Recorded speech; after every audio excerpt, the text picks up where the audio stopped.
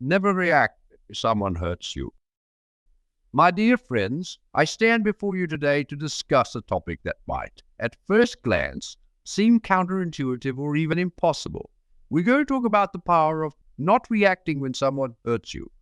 Now, you might be thinking, surely, it's natural to react when we're hurt. How could we possibly not? Well, that's precisely what we're here to explore. Have you ever said something in the heat of the moment that you later regretted?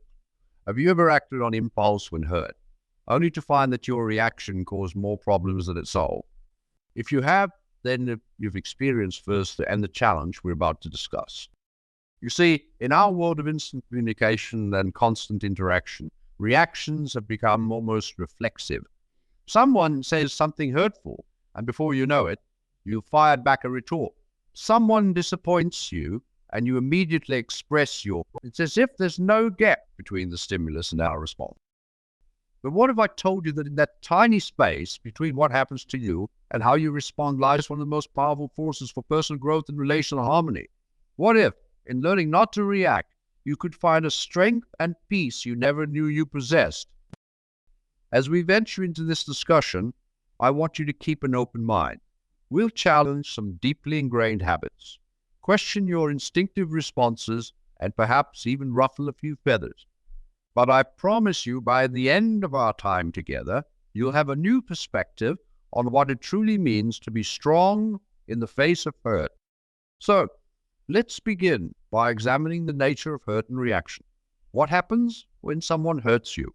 It could be a cutting remark from a colleague, a thoughtless action by a loved one, or a betrayal by a friend. In that moment, you feel a surge of emotion, perhaps anger, sadness, or fear. Your heart rate increases, your muscles tense, your thoughts race. This, my friends, is your body preparing you for action, the famous fight or flight. In our ancestral path, this reaction served a crucial purpose. When faced with physical threats, the ability to react quickly could mean the difference between life and death. But in our modern world, where most of us are emotional rather than physical, this same reaction often does more harm than good. Think about the last time someone said something that hurt you. In that moment, did you pause to consider the most constructive response? Or did you react immediately, perhaps saying something hurtful in return? If you're like most people, your reaction was probably instant and not entirely rational. Consider the story of Tom, a bright young man who prided himself on his quick wit. One day, during a team meeting at work, a colleague made a comment that seemed to belittle Tom's contribution to a project. Without missing a beat, Tom fired back with a cutting remark about his colleague's own work ethic. In that moment, Tom felt a flash of satisfaction. He had defended himself, put his colleague in his place. But as the day wore on, the consequences of his quick reaction became clear.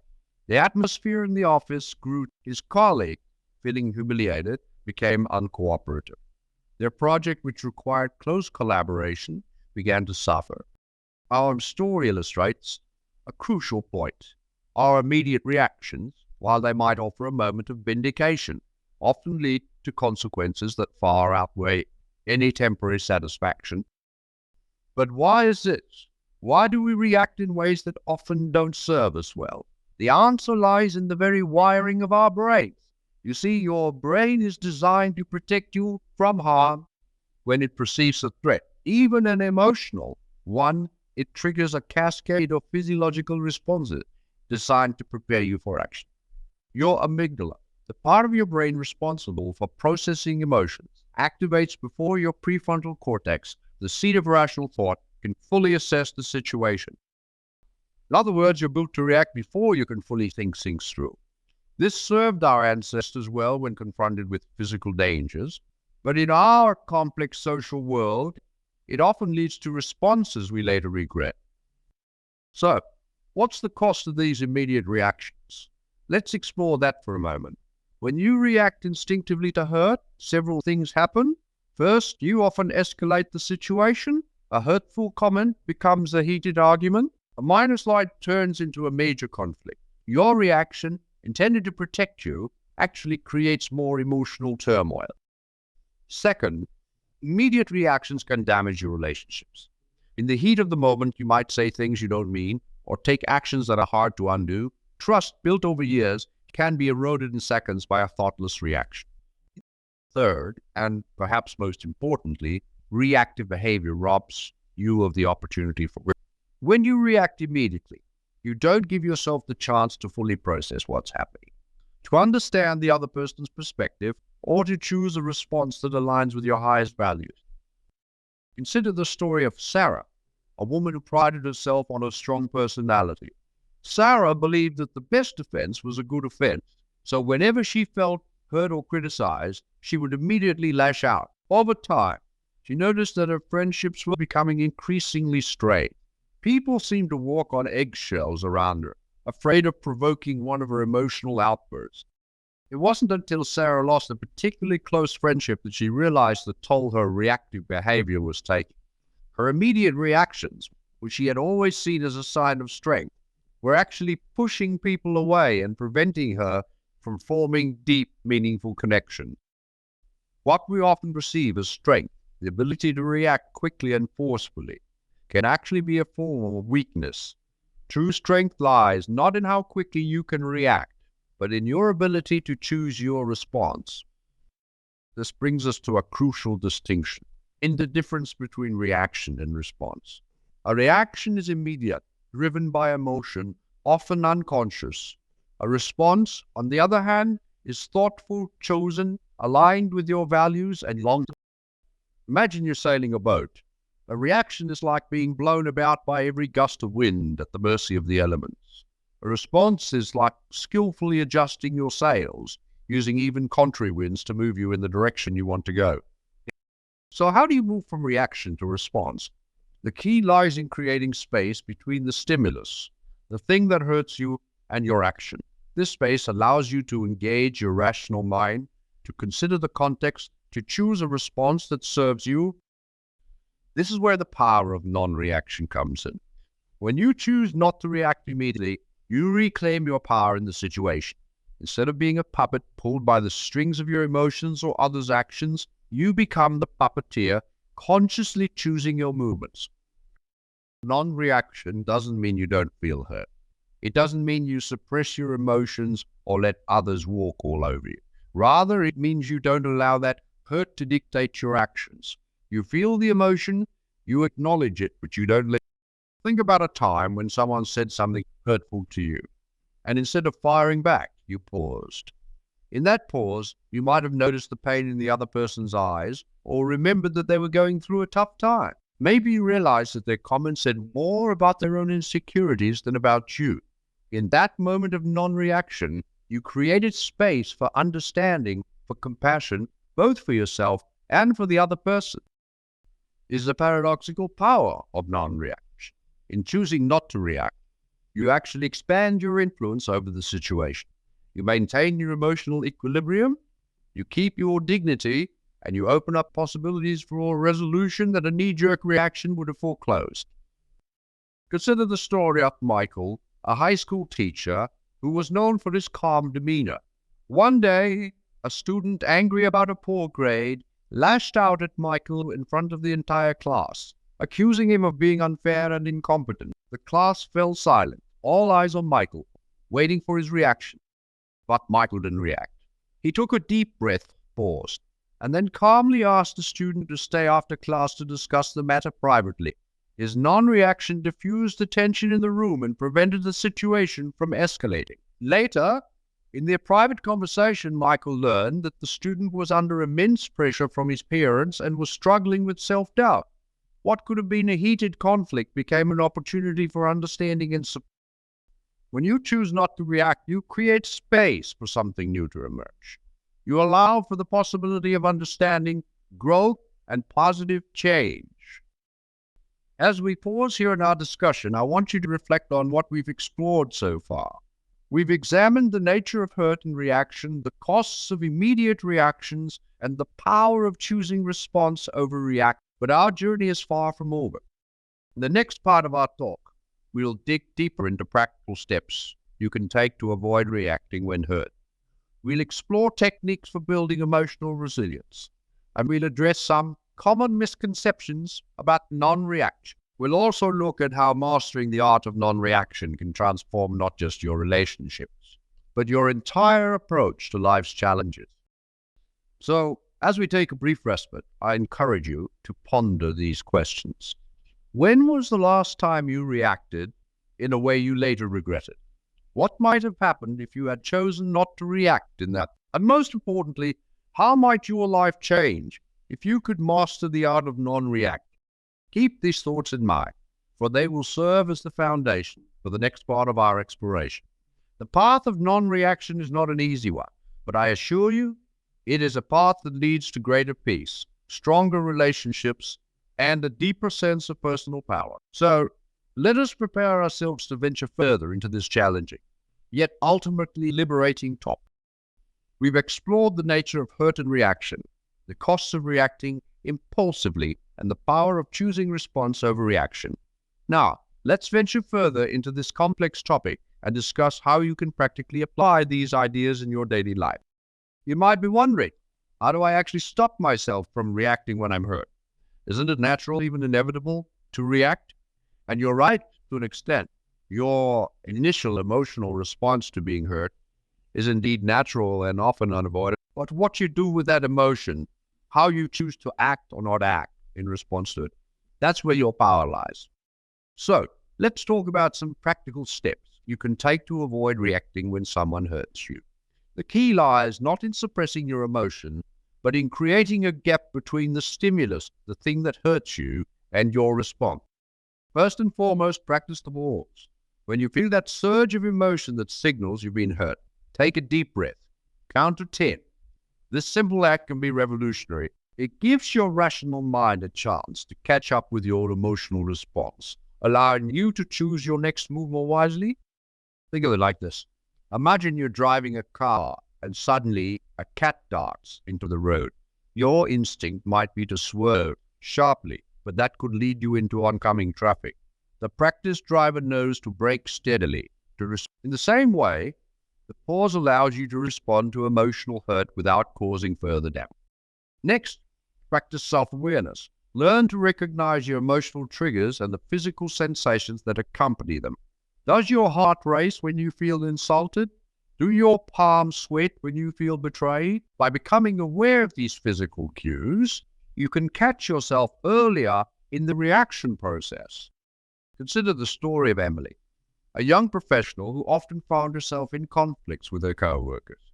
She would react strongly to any perceived criticism, often responding with cutting remarks that damaged her work relationships. But Emily decided to work on her self-awareness. She started paying attention to her body signals when she felt hurt or criticized. Emily noticed that before she lashed out, she always felt a tightness in her chest and a clenching of her fists. She made these physical sensations her cue to pause and take a deep breath. Over time, this practice allowed her to catch herself before reacting, giving her the space to choose a more constructive response. Her work relationships improved dramatically, and she found herself much happier and more effective in her job. Another powerful tool is reframing. When someone hurts you, it's easy to jump to negative conclusions about their intentions or about what their actions mean.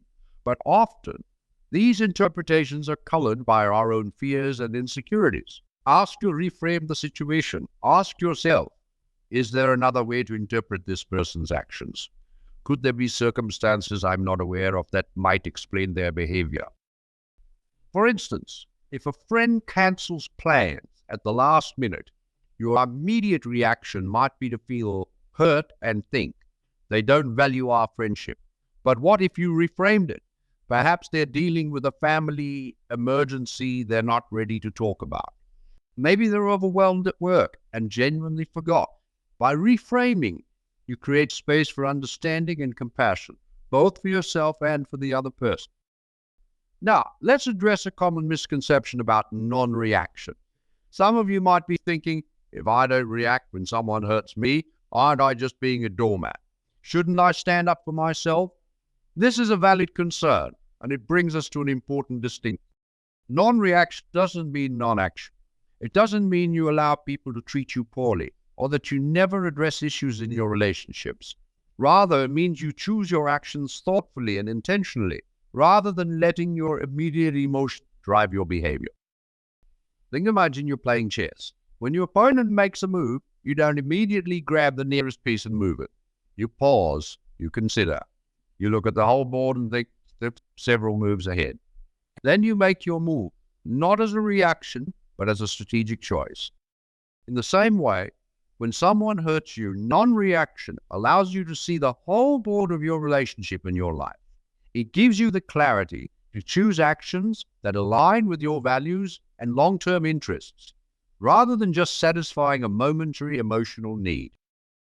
Let me share with you the story of David, a man who mastered this art of non-reaction. David had a colleague, let's call him Tom, who often made snide remarks about David's work. At first, David would react angrily, leading to heated arguments that solved nothing and left both men feeling bitter. But David decided to try a different approach. The next time Tom made a cutting comment, David paused. He took a deep breath, and then instead of firing back, he calmly asked, "Tom, it seems like you have concerns about my work. Could we set up a time to discuss this in detail? I'd really like to understand your perspective." This response took Tom completely by surprise. He was used to their pattern of attack and counterattack. David's calm, constructive approach disarmed him. In their subsequent discussion, David learned that Tom was feeling insecure about his own position in the company and was lashing out as a result. This understanding led to a much improved working relationship between them. David's story illustrates the transformative power of non-reaction. By choosing not to react, David was able to address the real issue underlying Tom's behavior, leading to a resolution that a heated reaction never could have achieved. Now, I can almost hear some of you thinking, but what about justice? What about holding people accountable for their hurtful actions? These are important questions, and they lead us to a crucial point. Non-reaction doesn't mean non-consequence. You see, when you choose not to react immediately, you give yourself the time and mental clarity to decide on appropriate consequences for hurtful behavior. These consequences can be far more effective when they come from a place of calm consideration rather than emotional reaction. For example, if someone repeatedly hurts you, non-reaction doesn't mean you continue to allow their behavior. It might mean you calmly inform them that their actions are unacceptable and clearly outline the consequences if the behavior continues. It might mean you choose to distance yourself from them. The key is that these are chosen responses, not knee-jerk reactions. Near the end of our discussion, I want to emphasize something important. Mastering non-reaction is a journey, not a destination. You won't achieve it perfectly overnight, and that's okay. There will be times when you react before you can catch yourself, and that's part of being human. The goal is progress, not perfection. Each time you manage to pause before reacting, each time you choose a thoughtful response over an impulsive reaction, you're strengthening this skill. You're rewiring your brain, creating new neural pathways that make non-reaction easier over time. So, my friends, I want to leave you with a challenge. For the next week, I want you to practice non-reaction. Here are a few steps you can take. When you feel hurt, make it a habit to take a deep breath before doing or saying anything. Start paying attention to your body's signals when you're emotionally triggered. What physical sensations do you notice? When someone hurts you, try to come up with 3 alternative explanations for their behavior before deciding how to respond. If you find yourself reacting impulsively, don't berate yourself. Instead, reflect on what you might do differently next time. At the end of each day, reflect on a situation where you managed not to react. How did it feel? What were the outcomes? As you do this, pay attention to how it affects your relationships, your stress levels, your overall sense of well-being. You may be surprised at the transformative power of this simple shift in behavior. Remember, choosing not to react doesn't mean you don't feel hurt. It doesn't mean you suppress your emotions or ignore problems. It means you handle your emotions and address issues from a place of strength and clarity rather than impulsive reaction. In conclusion, my dear friends, I want to leave you with this thought. Your power lies not in your ability to react quickly to hurt, but in your capacity to respond wisely. In that space between stimulus and response, you hold the power to shape your life, your relationships, and your world. So go forth, embrace the challenge of non-reaction, and see how it transforms not just your response to hurt, but your entire approach to life's challenges. In choosing not to react, you may just discover a strength, a peace, a capacity for wisdom within yourself that you never knew existed. Thank you, my friends. May your journey towards mastering non-reaction lead you not to suppression or passivity, but to a life of greater peace, stronger relationships, and more intentional living than you ever dared to imagine.